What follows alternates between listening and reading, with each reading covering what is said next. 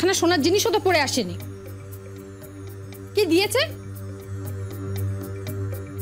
না একটা শাড়ি, না একটা গয়না, না কোনো প্রণামী, না কোনো আসবাবপত্র, কিছুই তো আসেনি।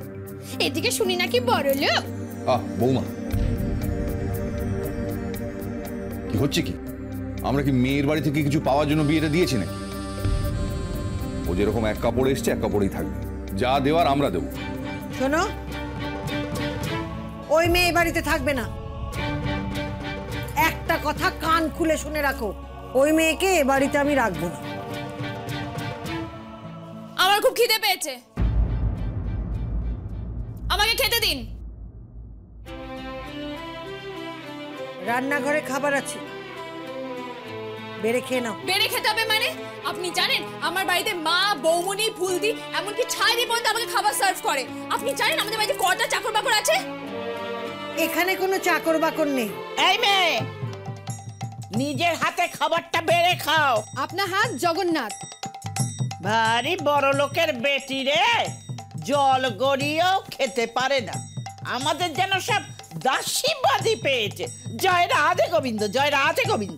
দাসীবাদী ছাড়া কি? নিজের চেহারাটা দেখেছেন? একটা ডাইনিং টেবিলও নেই, একটা টেবিলও কিনতে পারেন না। যত সব কোন জুস লোক। দেখো বৌমা, আমরা কঞ্জুস নই, আমরা এইভাবেই খেতে অভ্যস্ত। মানে আমরা মাটির কাছাকাছি থাকতে ভালোবাসি। তবে তোমার যদি সেরকম অসুবিধা হয় বলো, তাহলে একটা ডাইনিং টেবিল না হয়। তুমি ওর জন্য ডাইনিং টেবিল আনবে?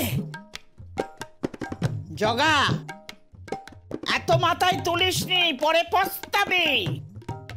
এই যে এত কিসের আহ্লাদীপনা, যাও নিজে বেড়ে খেয়ে নাও।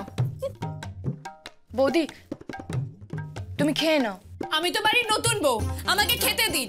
আমি নিজে নিয়ে খেতে পারি না, আমার অত সব পোষায় না। তাহলে খেও না, তোমাকে কেউ খেতে দিতে পারবে না। পারবে না মানে? দেখো, ঝগড়া করছো কেন? এটা ঠিক নয়। ওর খিদে পেয়েছে, ওকে খেতে দাও। আমি পারবো না। কাউকে দিতে হবে না, কাউকে খেতে দিতে হবে না।